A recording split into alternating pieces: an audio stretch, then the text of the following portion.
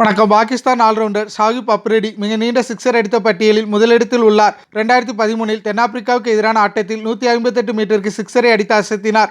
ஆஸ்திரேலிய அணியின் வேகப்பந்து ஜாம்பவான் பிரெட்லி மிக நீண்ட சிக்ஸர் அடித்து அனைத்து பேட்ஸ்மேன்களையும் ஆச்சரியப்படுத்தினார். அவர் வெஸ்ட் இண்டீஸ்க்கு எதிரான ஆட்டத்தில் 130 மீட்டருக்கு சிக்ஸரை பறக்க விட்டார். நியூசிலாந்து வீரர் மார்டின் கப்டில் 2012 தென்னாப்பிரிக்காவுக்கு எதிரான போட்டியில் 127 மீட்டருக்கு சிக்ஸர் அடித்தார். 2014 நியூசிலாந்து அணிக்காக விளையாடிய கோரி ஆண்டர்சன் இந்தியாவுக்கு எதிரான ஆட்டத்தில் 122 மீட்டருக்கு சிக்ஸரை பறக்க விட்டார். இவர் தற்போது USA அணிக்காக விளையாடி வருகிறார். ஆஸ்திரேலிய வீரர் மார்க் வாக் 1997 நியூசிலாந்துக்கு எதிரான ஆட்டத்தில் மிக நீண்ட சிக்ஸரை பதிவு செய்தார். அவர் டேனியல் வெக்டோரி பந்தில் 120 மீட்டருக்கு சிக்ஸரை அடித்தார். இந்திய அணியின் ஜாம்பவான் யுவராஜ் சிங் 2007 T20 உலகக்கோப்பையில் ஆஸ்திரேலியாவுக்கு எதிரான ஆட்டத்தில் 70 ரன்களை விளாசினார். அப்போது பிரெட்லி பந்தில் 119 மீட்டருக்கு சிக்ஸரை அடித்தார்.